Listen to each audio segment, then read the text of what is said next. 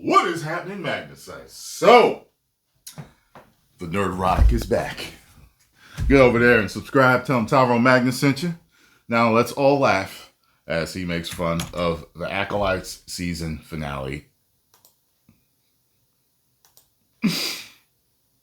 She ignites the lightsaber and backs him against the mouth of the cave, holding it to his throat. Her anguished eyes stare at him unfocused. Pressed against him, she meets his sympathetic gaze. He gently takes hold of her arm, the red blade still throbbing right in front of his throat.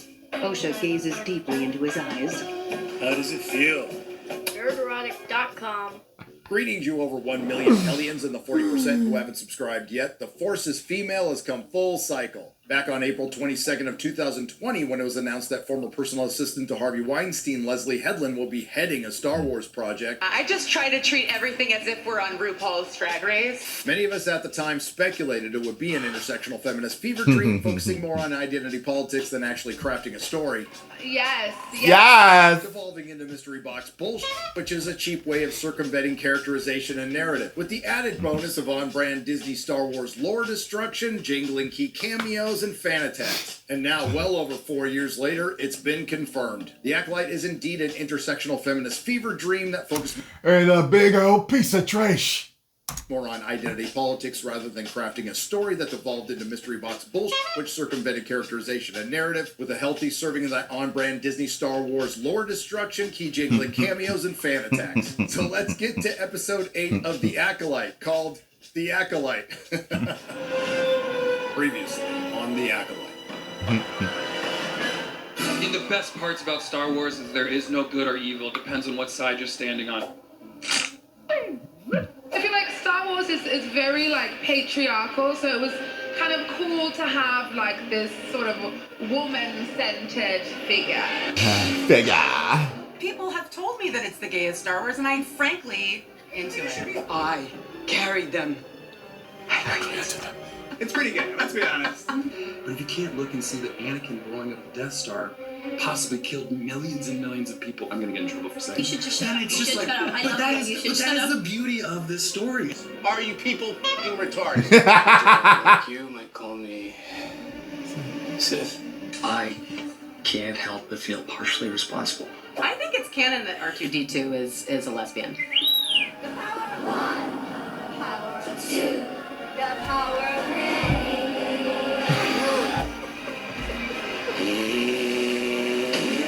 I dropped a diss track. That's what I heard. I knew he was going to show it. I knew it. I could tell.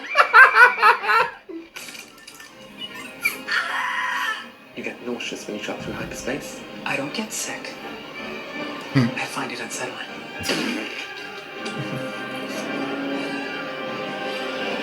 That dude is the softest Jedi I have ever seen.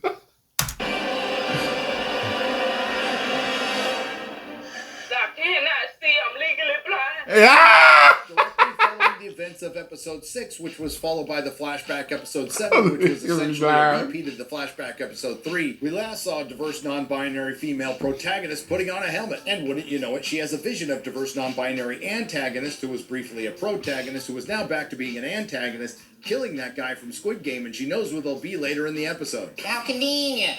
And because The Acolyte is somewhere between a CW show and the worst kind of 14-year-old girl fan fiction written as a coloring book, Little Wang, who wants to kill both the guy from Squid Game and the diverse non-binary antagonist who's briefly a protagonist who's now back to being an antagonist, and diverse non-binary protagonist who wants to stop diverse non-binary antagonist who is briefly a protagonist who's now back to being an antagonist from killing that guy from Squid Game, decide to go together in the same ship. With what ship? I'm taking mine. You're going where exactly? I've seen where they are. So we go together and see who gets to her first. And you may or may not remember that the last time we saw a diverse non-binary antagonist who was briefly a protagonist who's now back to being an antagonist, and that guy from Squid Game, he had her restrained on a bed. Right, what you know, Leslie. Anyway, Osha, I have something to tell you. that guy from Squid Game was finally going to reveal the truth that he had been teasing all season. I'll explain everything. I'll explain. It's time for me to face the High Council to tell everything. Everything? So you're going to listen.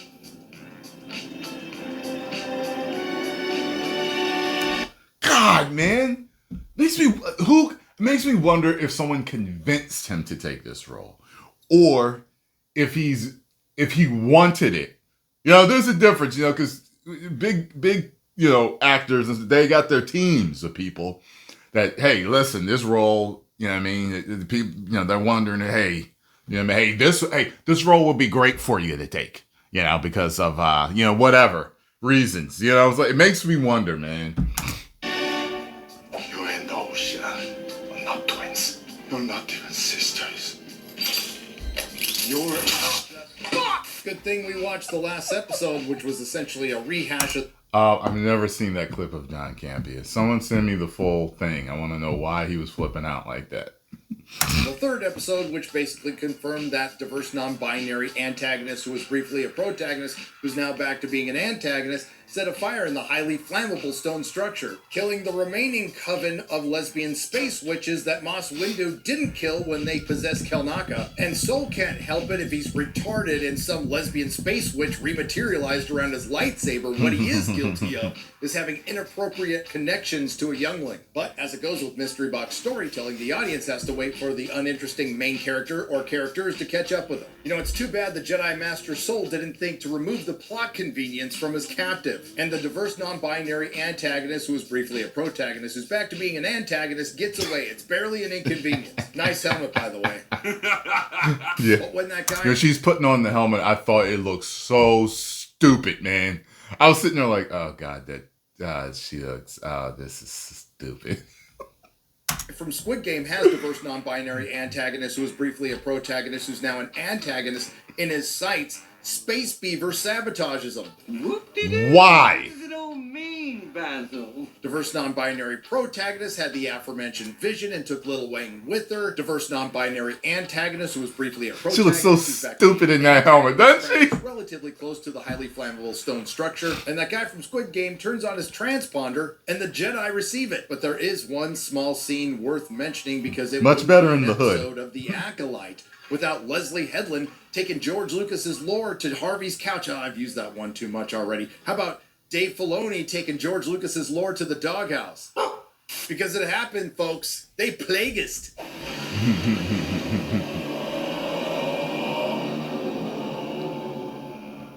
You ever hear the tragedy of Darth Plagueis the Wise? You may think it's about the Sith Lord being betrayed and killed by his apprentice Palpatine, but in truth, he was arrested for stalking after being caught watching a young Asian man sleep in a cave on an island. At this point, Disney analytics dictates there needs to be some action and lightsabers. And after diverse non-binary protagonist is somehow able to hotwire a door in a combustible stone structure where 16 years previous the generators blew up, we get Smilo Ren versus that guy from Squid Game in Crouching Patriarchy and Hidden Misogyny.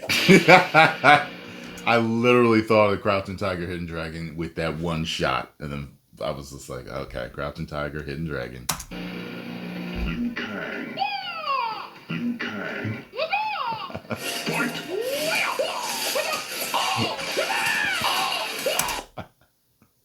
You could have changed it up. Kung Lao, Liu Kang.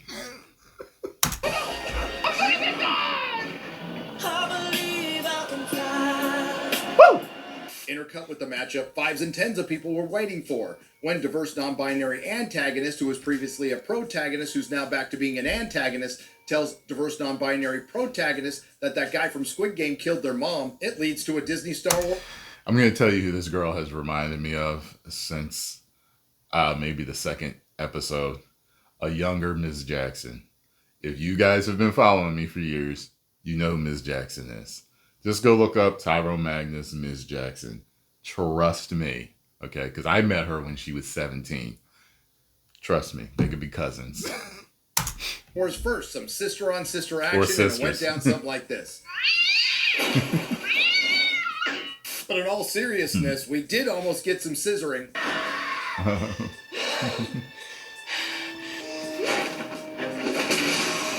And Smilo Ren pulled out his Little Wang. That guy from Squid Game gets the best of Smilo Ren, and then we get a double heel turn. And I hope you're all keeping track at home, because quite frankly, I'm having trouble. The first non-binary antagonist, who was previously a protagonist, who's now back to being an antagonist, saves Smilo. How the hell did she disarm him?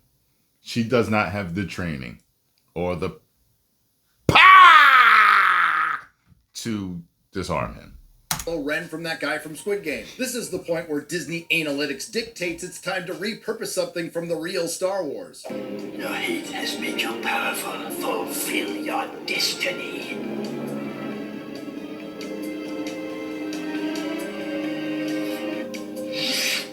Never.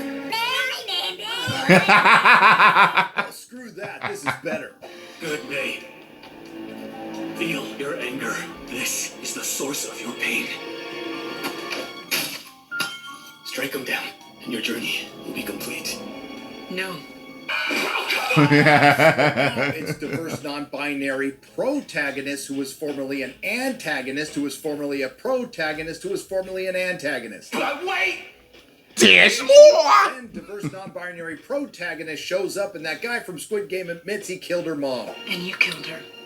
You killed our mother.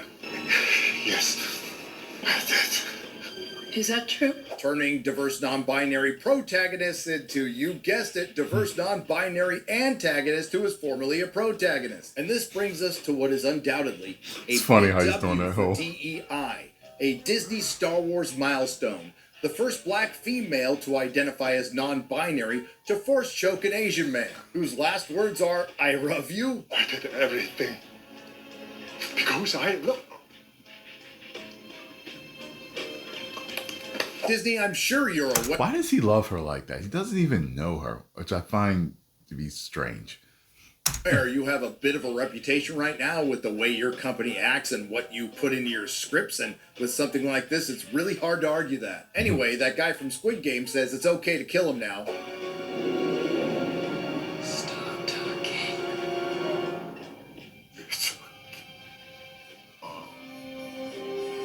I better use my strong hand.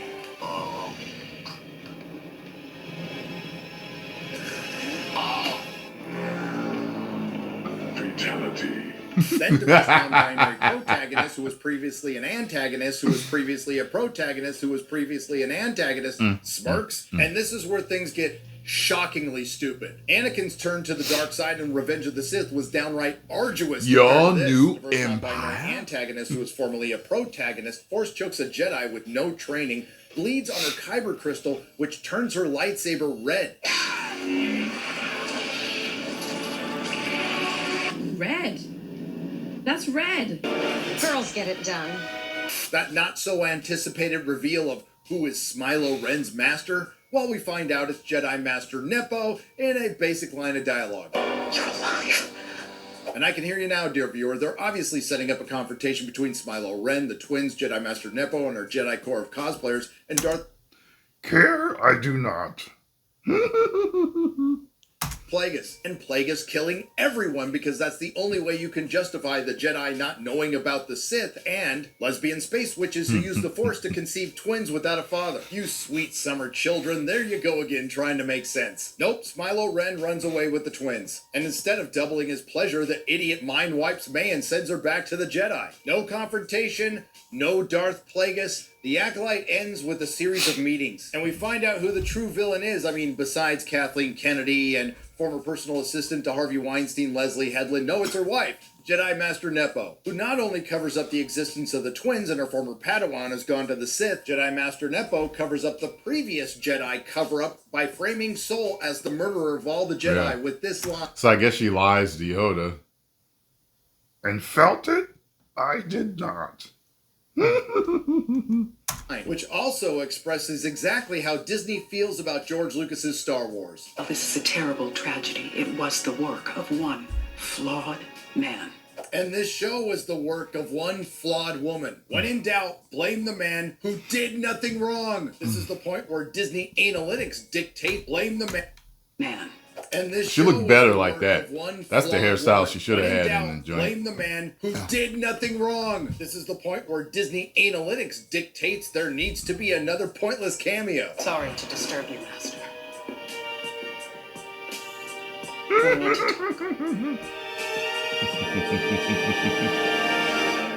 Gotta be.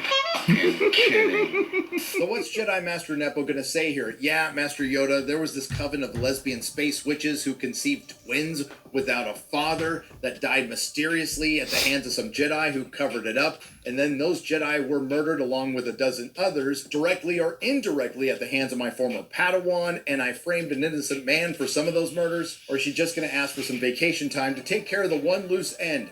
Whack Basil. And this scenario creates a lot of questions. Is Yoda complicit? Does he know about these cover-ups? And does he know about the Sith, and has he been lying? Or is he a knowing Disney, they'll make him a liar. clueless idiot? That leads to 50 more questions. And then I remembered, I don't care. I could go on, but I won't.